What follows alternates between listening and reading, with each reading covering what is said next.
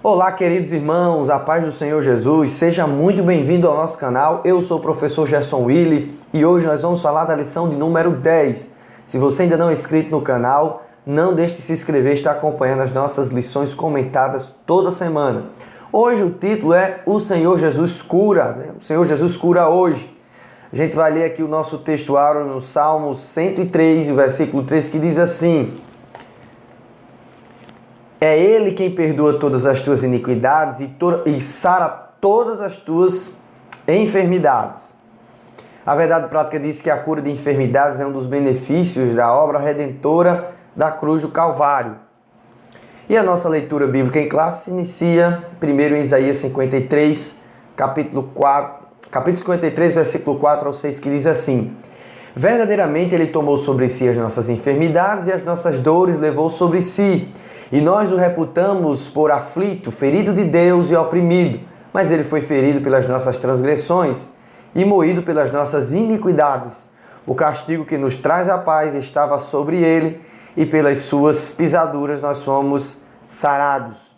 Todos nós andávamos desgarrados como ovelhas, cada um se desviava pelo seu caminho, mas o Senhor fez cair sobre ele a iniquidade de todos nós, ou de nós todos. Aí depois vamos para Mateus capítulo 8, versículo 16 ao 18, que diz: E chegada a tarde, trouxeram-lhe muitos endemoniados, e ele, com a sua palavra, expulsou deles os espíritos, e curou todos os que estavam enfermos, para que se cumprisse o que fora dito pelo profeta Isaías, que diz: Ele tomou sobre si as nossas enfermidades, e levou as nossas doenças. E aí, Mateus fazendo referência a Isaías 53. Nós temos 3 objetivos nessa aula, queridos irmãos. O primeiro deles é conceituar a cura divina na Bíblia. Depois vamos pontuar a cura divina como parte da salvação. E aí, por último, refletir sobre a cura divina e seus desafios atuais. Então vamos lá para a nossa introdução. Então, veja que Marcos 16, 17 ao 20 diz: E estes sinais seguirão aos que crerem.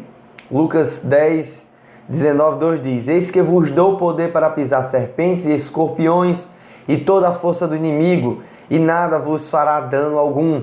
Mas não vos alegreis, porque se vos sujeitem os espíritos, alegrai-vos antes por estar o vosso nome escrito nos céus. Nós vamos estudar hoje sobre a dispensação da graça em relação à cura divina. Ainda há o poder de Deus sobre a igreja para que aconteçam esses sinais que são a prova que o Senhor ainda continua fazendo, e Ele é poderoso para fazer muito mais daquilo que nós pensamos e imaginamos. E em relação às enfermidades não é diferente. Ele pode fazer porque Ele é Deus, Ele é o médico por excelência, Ele é o Rei dos reis e Senhor dos senhores.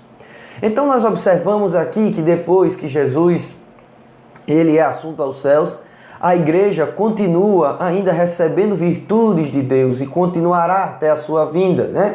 Então, Deus ainda cura enfermidades. O crente pode ficar enfermo também, mesmo que Deus ele cure as enfermidades, o crente ainda está passivo dessas enfermidades no mundo. E aí a igreja continua a missão que Jesus iniciou. Jesus curou os enfermos, Jesus pregou as boas novas, Jesus falou que o reino de Deus estava aí, né, às portas, e nós já pregamos que o reino de Deus já chegou para aquele que quer, né, ouvir a palavra do Senhor e aceitar a Jesus Cristo como seu único suficiente Salvador. Então a igreja ela cumpre essa missão, e essa missão é completa porque nós, apesar de oferecermos a dádiva de Deus em relação à salvação e à cura espiritual, Deus também nos promete que Ele pode fazer ainda assim uma cura física, como nós vemos em várias passagens, Atos dos Apóstolos e assim por diante.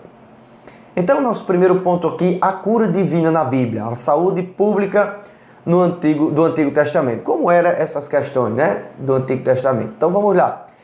A saúde pública era uma promessa de Deus. Deus tinha prometido, e a gente vai ver na passagem agora, que Deus ele havia dito, se o pessoal, né, se o povo de Israel andasse segundo o querer de Deus, segundo a vontade de Deus, cumprindo aquilo que Deus havia chamado, Ele então sararia o seu povo, manifestaria sua benevolência e as doenças não chegariam até eles. E aí nós vemos aqui uma parte também que era a responsabilidade do povo. Então era uma bênção condicional. Eles tinham que andar na presença de Deus, viver como o Senhor havia instituído, estipulado, e aí eles receberiam essa promessa. Vejamos aqui em Êxodo 15, 26. Se ouvires atento à voz do Senhor teu Deus e fizeres o que é reto diante dos seus olhos, e inclinares os seus ouvidos aos seus mandamentos e guardares todos os seus estatutos, nenhuma das enfermidades porei sobre ti, que pus sobre o Egito, porque eu sou o Senhor que te sara. Então existia essa troca, né? Digamos assim, de fidelidade. Deus era fiel para o seu povo e o povo tinha que responder com fidelidade também. E Deus aí derramava suas bênçãos em relação à vida espiritual, claro, né? E também à vida física, sobre a questão das enfermidades. Então a prevenção de doença era algo que é bíblico, né? Está lá na Bíblia. Deus promove as leis dietéticas, as leis de alimentações, as leis de purificação, não simplesmente por causa de um ritual, por causa de um pensamento cerimonialista, mas ele também implica essas coisas para o povo de Israel como algo que tenha que ser pensado em relação à saúde. Então vamos aqui, as leis dietéticas no Antigo Testamento tinham um caráter duplo, cerimonial e prevenção de doenças. Aqui Deus tinha interesse na saúde pública individual de Israel, tem Jeremias capítulo 8, versículo 22, e no Novo Testamento descobrimos a finalidade dessas regras, a saúde e o bem-estar do povo de Deus. Então, várias vezes a gente vai observar aqui no Novo Testamento que essas regras vinham simplesmente para a saúde e não de uma forma geral espiritual, mas o cumprimento dessas regras, a obediência a Deus era que fazia esse complemento. Então, no Antigo Testamento as pessoas tinham que obedecer essas regras em relação à purificação, em relação à questão física, e aí a gente pensa que está ali jogado a isso, não, mas Deus tinha um propósito, que era manter o seu povo bem fisicamente, até porque o povo estava andando no deserto, e aí a gente entende um pouco mais, vamos estudar simplesmente o objetivo da lei dietética, a gente vai ver que Deus ele tinha um pensamento de prevenção, que as pessoas se cuidassem. Ora, naquela época não havia saneamento básico, não havia os cuidados que a gente vê hoje, né? Era algo bem diferente, bem arcaico, mas as leis, né, de prevenção vieram para que o povo de Israel cuidasse também da sua saúde física. Então, no nosso terceiro ponto aqui, o Novo Testamento, as curas de Jesus. Na época em que Jesus veio à terra, o povo de Israel estava debaixo da lei e dependia do cumprimento dela para que a saúde fosse uma constante no meio do povo. Infelizmente, o povo escolhido por Deus estava atormentado por enfermidade e doenças.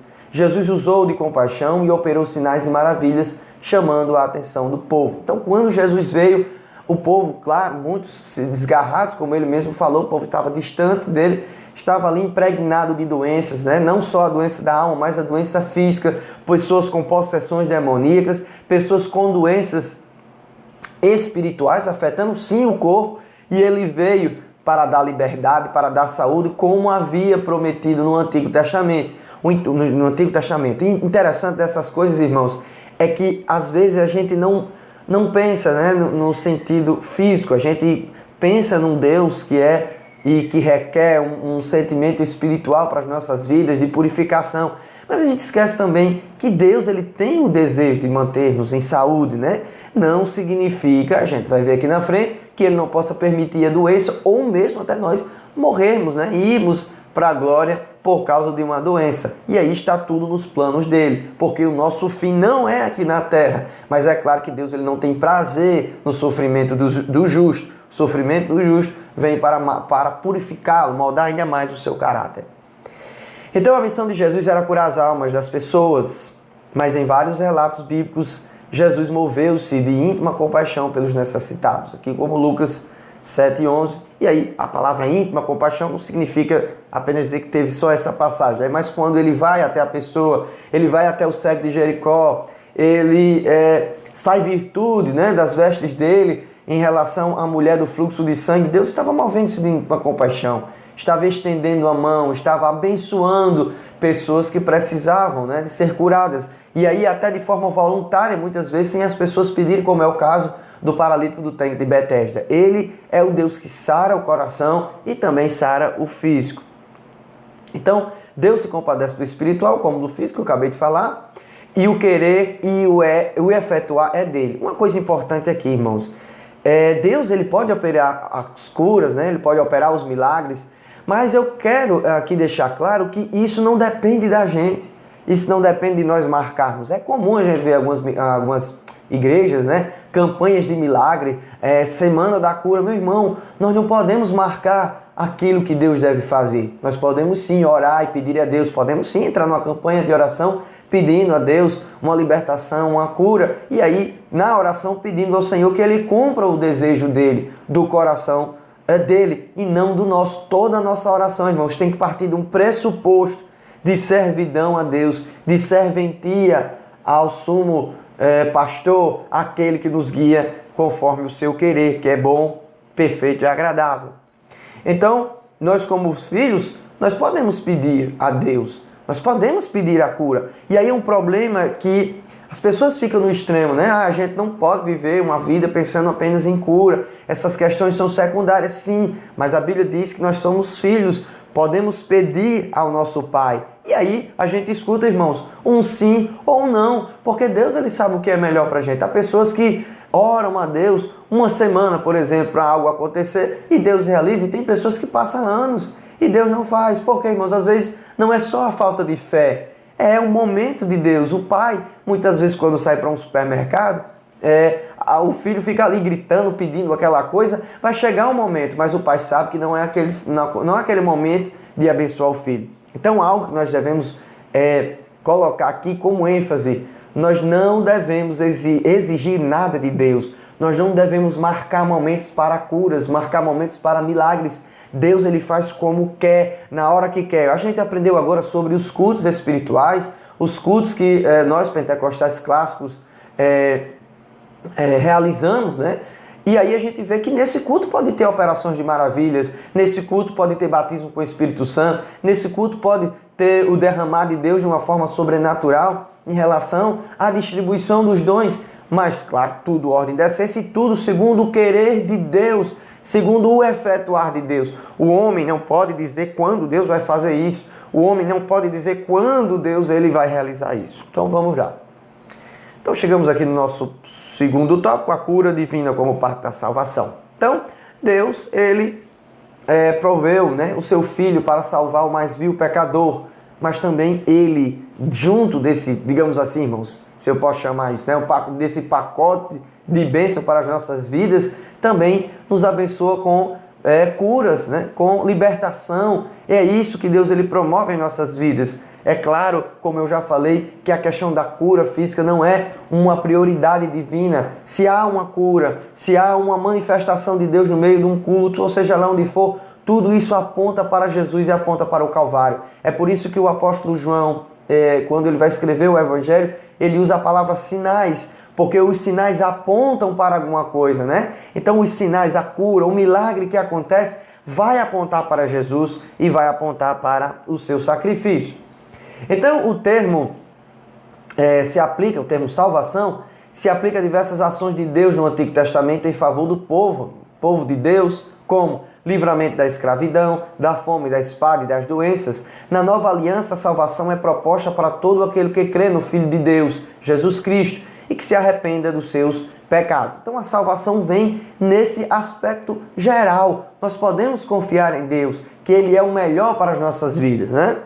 Então, um ato de soberania da graça e misericórdia, ou seja, a cura divina é um ato de soberania. Deus pode restaurar através da oração a saúde física e emocional. Tem pessoas que no ato de receberem, de entregarem a sua vida, né, a Jesus, de entender que Ele é o seu único e suficiente Salvador, acaba recebendo também a cura divina para as males da sua vida, para males emocionais, para males físicos, pessoas que são curadas assim, que recebem a Jesus como seu Salvador.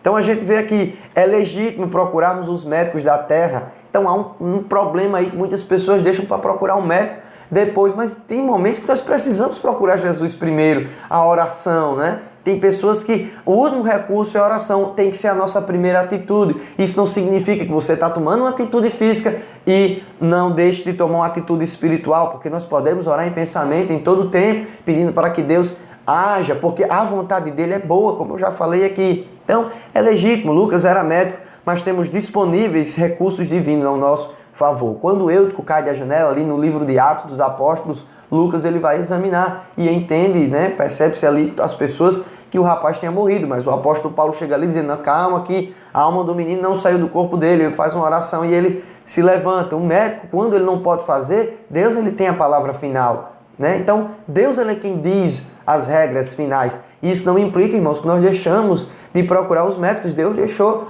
Nós não vivemos o tempo todo, né, assim, como mágica. A obra de Deus não vem simplesmente como uma mágica que você tem que decretar ou falar algumas palavras de ordem para acontecer. A vontade é de Deus. A oração do cristão, como eu disse, tem que ser submissa à vontade de Deus. E a gente vai ver sobre essa questão aqui alguns homens, né, de Deus que tiveram enfermos. Então, cura e salvação. Nosso próximo ponto aqui. Quando Jesus veio cumprir a sua missão aqui na terra, fez a obra completa. Nosso Salvador não deixou de apregoar as boas novas de salvação, mostrando que somente por meio da fé é que seríamos conduzidos pelo sumo pastor até as águas tranquilas de vida eterna. Então, a cura primeiro da alma e aí depois a outra cura, né? A gente diz assim, uma coisa secundária, não significando que Deus não olha, não atenta para essas coisas, pelo contrário, irmãos. E aí, como eu sempre digo, eu tenho tentado, mas a gente sabe que nós temos as lentes culturais, as nossas denominações, que acabam pendendo uma parte para um lado e outra parte para o outro. O bom cristão, o bom teólogo, ele tem que procurar esse equilíbrio. Deus ele promove uma sanidade espiritual, mas ele também pode fazer materialmente falando o corpo físico.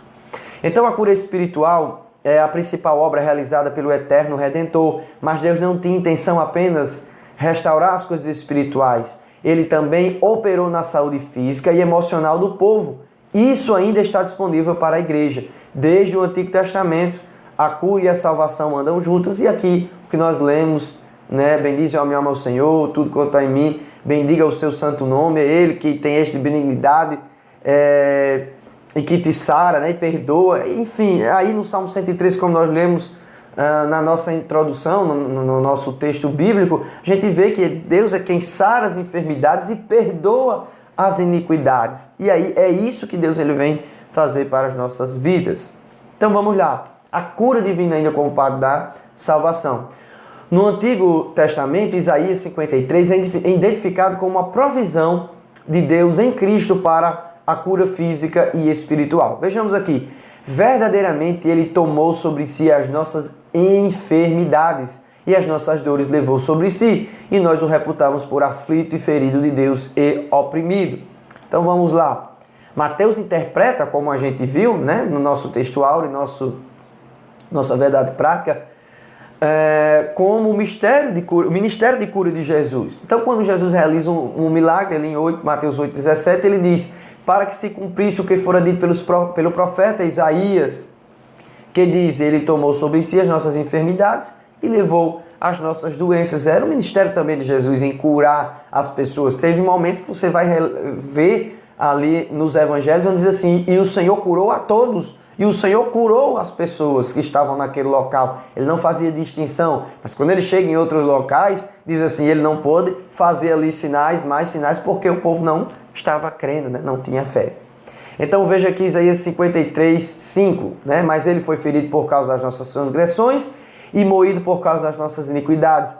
O castigo que nos traz a paz estava sobre ele, e pelas suas pisaduras fomos sarados. O verbo sarar aqui indica a cura física e é cumprido em várias passagens do Novo Testamento, inclusive a ascensão de Jesus. Inclusive depois, né, após a ascensão de Jesus, Deus ele manifesta através dos apóstolos, ele manifesta através dos discípulos que ele se promove ainda através da igreja, tem o poder da igreja, Deus destinou poder para a igreja exercer também sim a libertação de doenças através do nome de Jesus Cristo. Então, Jesus Cristo é o mesmo ontem, hoje e eternamente, irmãos. Ele não mudou. Se ele disse que faremos coisas maiores do que aquelas que ele acabou de fazer, né, que ele tinha feito ali no ministério dele. Então ele estava delegando à igreja um poder espiritual, o poder do Espírito Santo para realizar sinais e maravilhas também.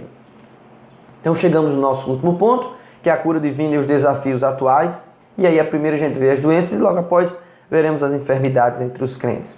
Então tudo ao redor do homem foi afetado após a queda, irmãos. Quando Adão pecou, o mundo foi afetado, o cosmos foi afetado. Só existem as doenças por causa disso. Então as doenças só entraram no mundo ou só foram geradas por causa do pecado. É bom você distinguir isso aqui. Não é que todo doente esteja em pecado, mas a doença, o homem se fez permitir, digamos assim, a doença está no mundo por conta do primeiro pecado em Adão. Então, isso não significa dizer que toda doença é sinônimo de pecado. Estamos no mundo e somos sujeitos a vários males enquanto peregrino. Então, aquele negócio de dizer assim, eu sou crente, não posso pegar a doença, eu não aceito. Meu irmão, eu acho interessante esse tipo de palavra, né? Eu não aceito. Eu já disse a Deus que eu não aceito. Meu irmão, Deus, ele faz conforme ele quer. E a gente tem que pedir a ele. Se ele quiser fazer, amém. Se não, glória a Deus. É a vontade dele.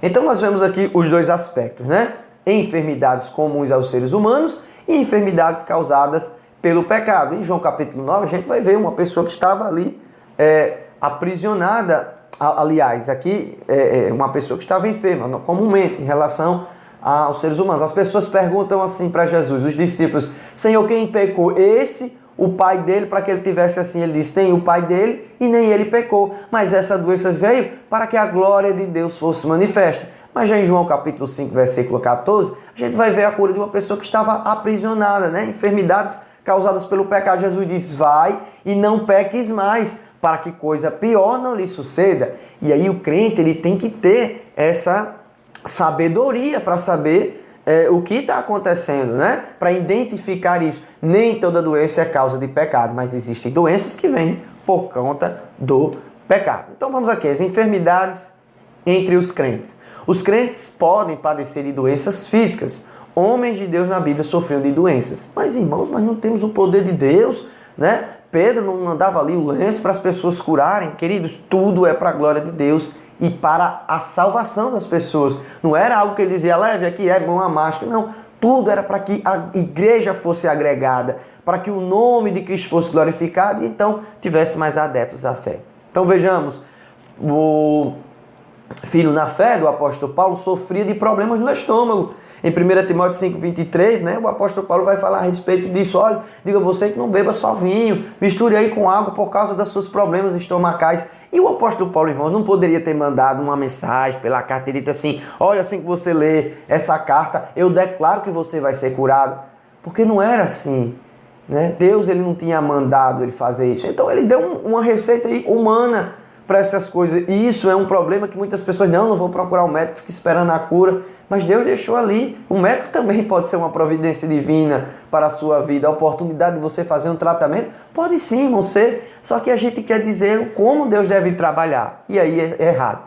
Então Paulo deixou Trófimo doente em Mileto, 2 Timóteo 4:20. Ele não poderia ter estendido as mãos e ter curado aquela pessoa? Fica aí essa pergunta, porque muitos dizem, não, a enfermidade nós não podemos aceitar, não, de maneira não, Deus vai curar, acabou, não tem para onde correr, ele vai fazer e pronto. Meu irmão, Paulo, homem de Deus, um dos maiores apóstolos, ele deixa uma pessoa doente e outra está mandando uma carta dizendo uma receita que a pessoa deveria se cuidar. E aí, o próprio Paulo sofria de um espinho na carne, que o autor aqui, ele deixa que com certeza era uma doença, por causa da passagem em Gálatas 4, 13 e 15, né?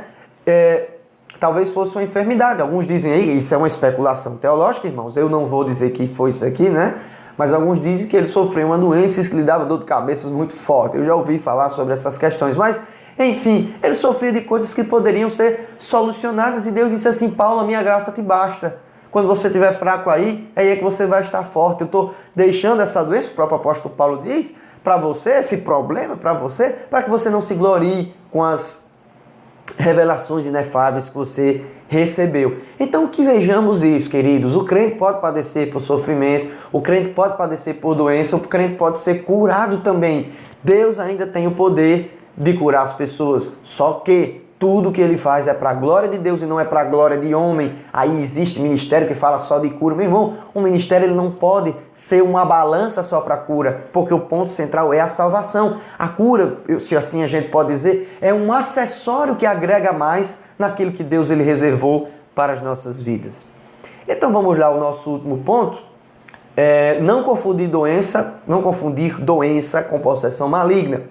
Jesus conferiu poder à igreja para libertar as pessoas oprimidas pelo diabo. Isso é verdade. Deus deu poder para que a gente fosse e fizesse isso. Mas em nome de quem? Em nome de Jesus.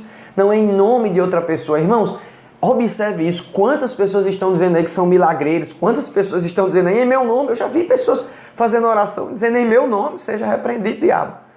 Mas é no nome de Jesus. O nome que é sobre todo nome, né? Veja Marcos 16...